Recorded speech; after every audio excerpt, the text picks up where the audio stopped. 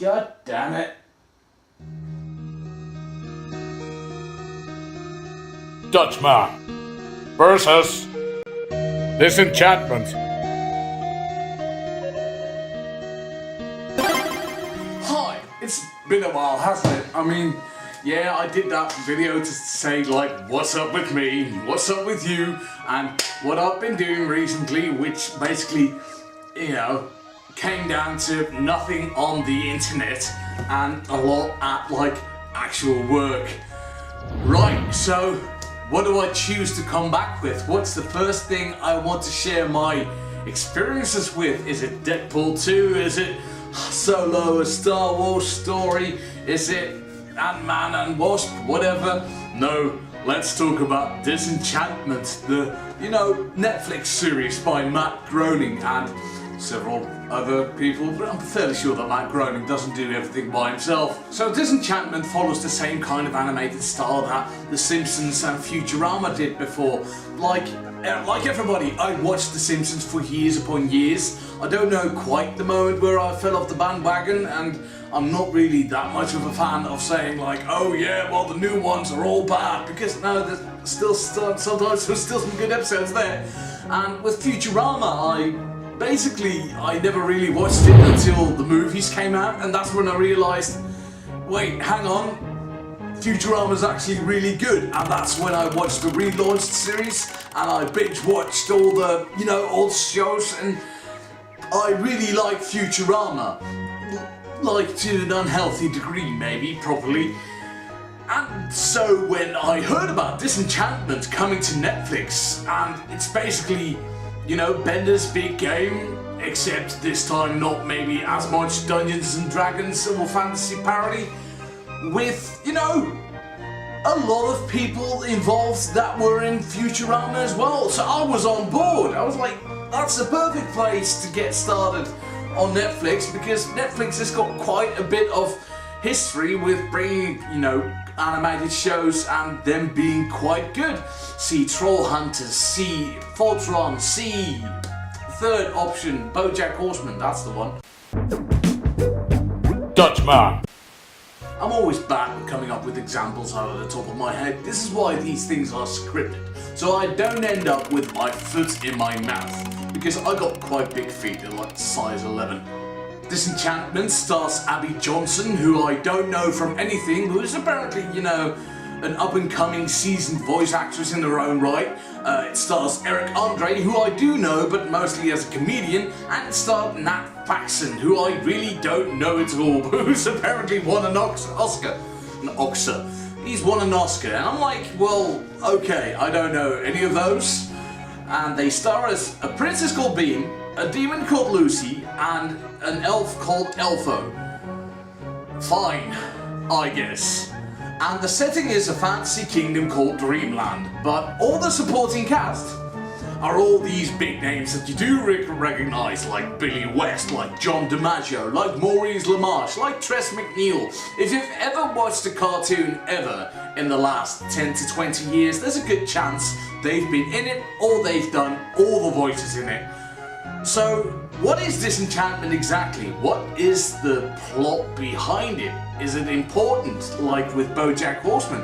Or is it more like a random thing of the day, like Futurama tends to try to do, or did, past tense. There's several tenses in English, and I suggest that you learn them all. The thing is, being on Netflix would have allowed Disenchantment to have the perfect platform to just have random adventures, to just, a thing of the day, the monster of the week, the spell of the century. Well, probably not the latter. But rather, as opposed to that, they have chosen to go a similar route like with BoJack Horseman. There is a background plot going most of the time. You have to have watched the previous episodes in order to be able to make sense of what's going on in the next episode, which in my opinion is a bit of a detriment to the show itself. So the first two episodes kind of feel like a pilot movie. They are like one contained opening story, and I feel like Matt Groening must have had this in his back pocket for quite some time. He probably was looking around, shopping around for a platform, for a television channel that offered him a space or a slot somewhere in prime time. God knows why he didn't end up on Fox of all things, because, you know, he's already brought 2 shows there at least. So, what do you end up with? It's quite funny, which sounds very damning, but that's my problem. I had some laughs, I had some good chuckles here and there. There's some things that actually made me laugh for like a half a minute or so, but on the whole, it feels like it didn't quite land. There were things about it that I really loved, like Eric Andre as Lucy, the demon. He's quite entertaining, and all the backup, you know, the background characters, the supporting cast, they're all great. But like I said, they're voiced by like veteran voice actors. If you hear John DiMaggio muttering under his breath, how he's not muttering under his breath, that's great. If you hear Tress MacNeille as a lizard queen, you know, being sarcastic, saying that she isn't being sarcastic, or is she? That's great, but the main 3 characters usually didn't really elicit that many laughs from me, and that bothers me a little bit. It's not the world that is a problem, it's not the show that is a problem. It feels like,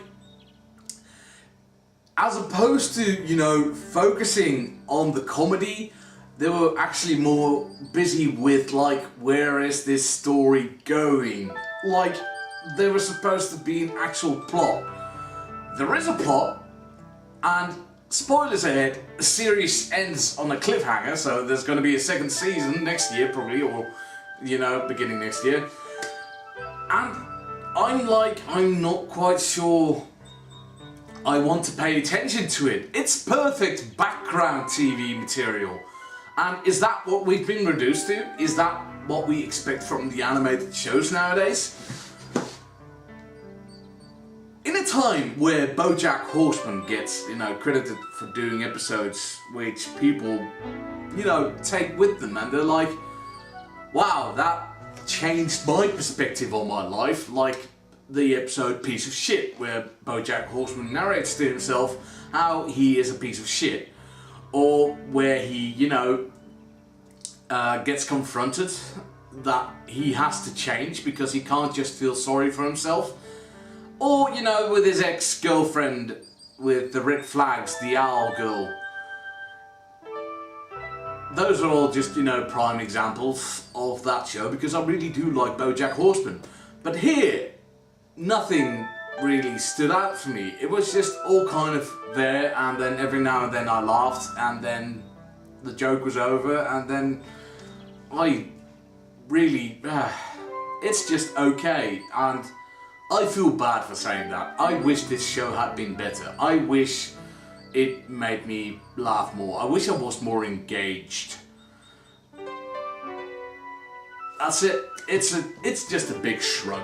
So what did you think? Was the show actually brilliant, or was it just okay?